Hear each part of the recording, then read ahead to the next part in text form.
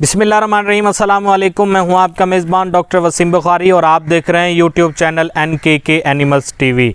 सामीन, आज मैं आपसे 10 बातें शेयर करूंगा कि जिनकी बिना पर हमारा डेयरी फार्म नाकाम हो जाता है, हम अपने डेयरी फार्मिंग के बिज़नेस में नाकामी का शिकार हो जाते हैं।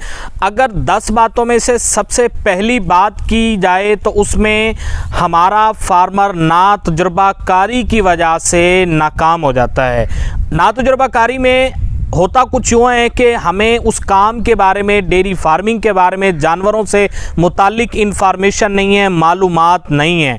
हमने कोई तजुर्बा हासिल किए बग़ैर हमने अपना डेयरी फार्म बना लिया और फिर हम उसमें फ्लॉप हो गए, नाकाम हो गए। तो ये है एक पहली बात, डेयरी फार्मिंग की तरफ बढ़ता हुआ रुझान। दूसरी बात की अगर बात की जाए तो उसमें यह है कि आजकल डेयरी फार्मिंग की तरफ हर वो इंसान जो बाहर से कमा कर आता है फॉरेनर से, और वो पाकिस्तान में आकर डेयरी फार्मिंग की तरफ अपना जो रुझान है उस तरफ कर लेता है, यानी बिजनेस डेयरी फार्मिंग को चूज कर लेता है कि जी मैंने डेयरी फार्मिंग करनी है। वो जिसने बाहर रहकर जानवर देखे भी नहीं, जानवरों से मुतालिक, जानवरों की खदो खाल, उनके हाल अहवाल के मुताबिक उसे कोई इंफॉर्मेशन नहीं है, लेकिन जब वो बाहर से कमा कर आता है और पाकिस्तान में डेयरी फार्मिंग का रुझान देखता है, उस तरफ वो उस रुझान के बढ़ते हुए की तरफ वो अपना भी डेयरी फार्मिंग शुरू कर देता है और फिर वहाँ वो नाकाम हो जाता है। क्यों?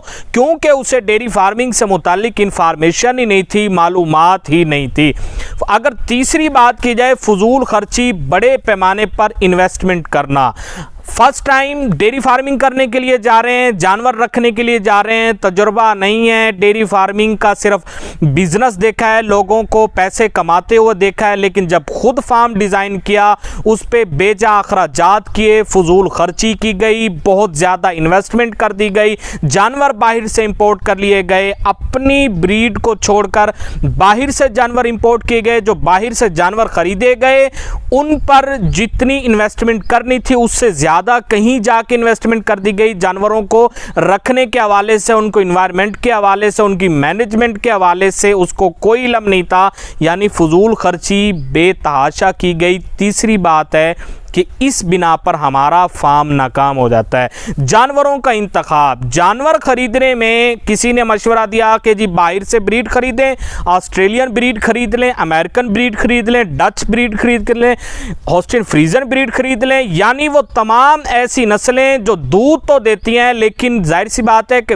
हमारे इन्वायरमेंट में, हमारे टेम्परेचर में और फॉरेन टेम्परेचर के अंदर काफ़ी फ़र्क है। लेकिन जब हमने जानवर वहाँ से ख़रीद लिए, हम उनको वो इन्वायरमेंट ना दे सके, जानवरों के इंतखाब में हमने गलती की। होना तो ये चाहिए था कि हम अपनी लोकल ब्रीड के ऊपर पहले एक्सपीरियंस हासिल करते, तजुर्बा हासिल करते, उनको हम रख कर हम देखते। हमारा फार्मर, मेरा वो भाई देखता जो कि डेयरी फार्मिंग की तरफ जा रहा है, उसने बाहर से जानवर खरीदे, जानवरों के इंतखाब के अंदर गलती की, अगर लोकल ब्रीड रखी तो उसमें भी उसने गलती की। ये वो चौथी बात है कि जिसकी बिना पर हम नाकाम हो जाते हैं।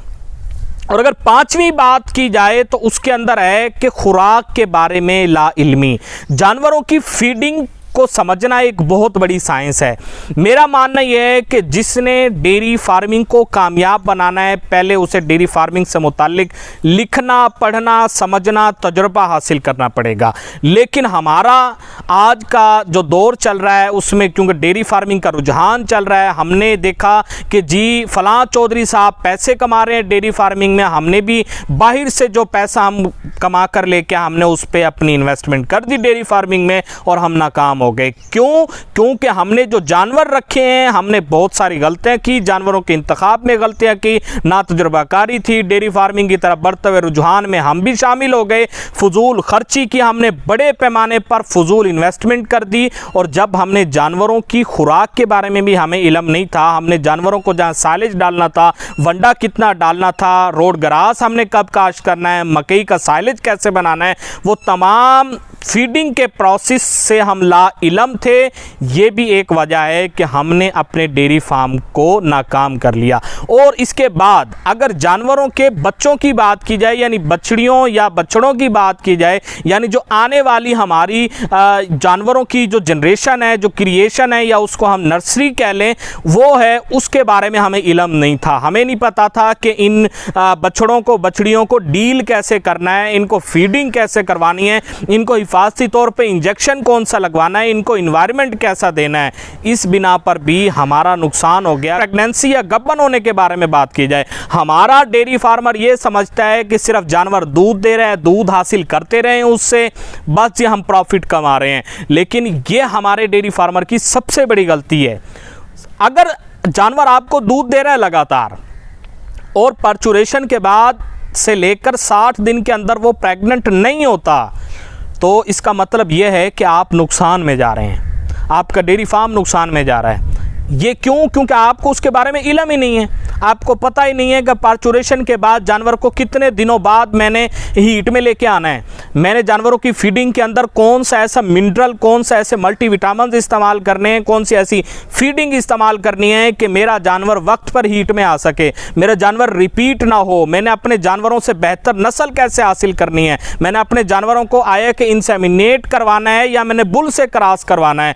ये वो तमाम पॉइंट्स हैं जिनकी बिना पर, ये वो तमाम बातें जिनकी बिना पर हमारा डेयरी फार्म नाकामी का शिकार हो जाता है। और सबसे अहम बात अगर मैं करने जाऊं तो हमारा डेयरी फार्मर ये समझता है कि जी मैं चौधरी बनकर कुर्सी पे बैठा रहा हूं, मेरा अमला डेयरी फार्म के अंदर काम करता रहे, यानी अमले पर इन्हिसार करना। या भाई आज के दौर में कोई किसी को कमा के नहीं देता।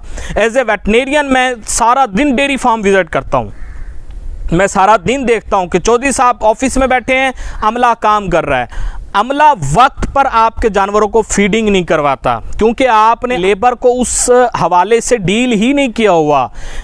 हर बंदा इन पॉइंट्स को अगर समझ जाए, इन बातों को अगर समझ जाए, इन नाकामी की वजूहात को देख ले, तो मेरा आज का डेयरी फार्मर नाकाम नहीं हो सकता।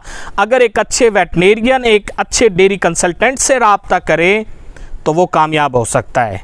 मादरत के साथ सुनहरी ख्वाब तो हर बंदा दिखाता है, हर बंदा ये बताएगा कि जी इतने बछड़े रख लें, एक माह के अंदर 25 बछड़े रख लें, 25 लाख रुपए बचा लेंगे 3 महीने बाद। लेकिन ये नहीं बताता कि उसने किस किस प्रोसेस से गुजरकर वो इन्वेस्टमेंट करके प्रॉफिट कमाया है। तो मेरा आज का मैसेज यही है कि हम कहाँ डेयरी फार्मिंग में गलतियां करते हैं कि हमारा एक डेयरी फार्मर अपने डेयरी फार्मिंग में नुकसान कर बैठता है, यानी नाकाम हो जाता है। एनकेके एनिमल्स टीवी को लाजमी सब्सक्राइब कीजिएगा, बेल आइकन को लाजमी क्लिक कीजिएगा और नाकामी की इन वजूहात पर तवज्जो दीजिएगा। अगर आप इन 10 पॉइंट्स को समझ लें तो आप एक कामयाब डेयरी फार्मर बन सकते हैं। शुक्रिया।